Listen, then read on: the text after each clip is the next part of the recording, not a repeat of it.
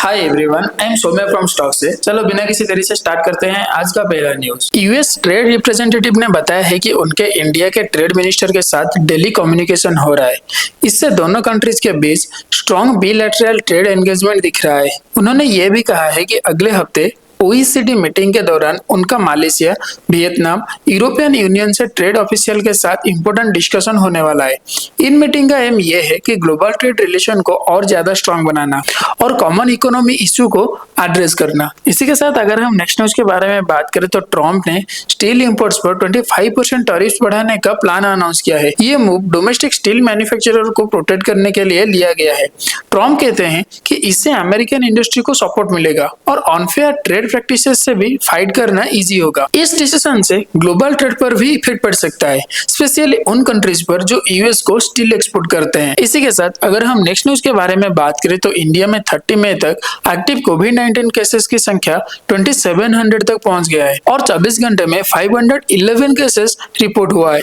इस पीरियड में 7 डेथ भी रिकॉर्ड किया गया है, जिससे 2025 के स्टार्टिंग से टोटल 22 हो गया है। केरला से सबसे ज्यादा अफेक्टेड है और महाराष्ट्र और दिल्ली में भी कुछ केसेस देखने के लिए मिला है।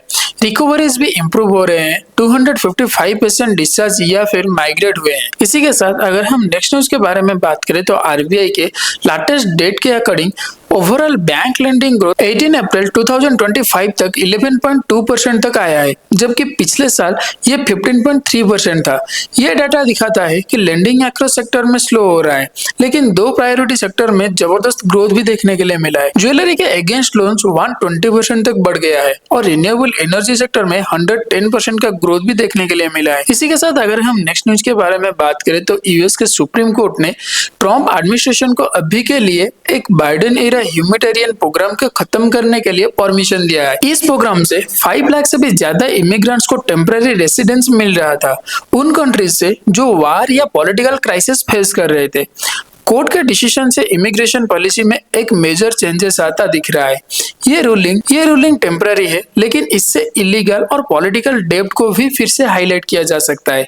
इसी के साथ अगर हम नेक्स्ट न्यूज के बारे में बात करें तो सेबी ने फ्राइडे को कॉन्फर्म किया है कि एलएस इंडस्ट्रीज, उनका प्रोमोटर, प्रोफाउंडर फाइनेंस और 4 और इंडिविजुअल्स को सिक्योरिटीज मार्केट से सस्पेंड किया गया है।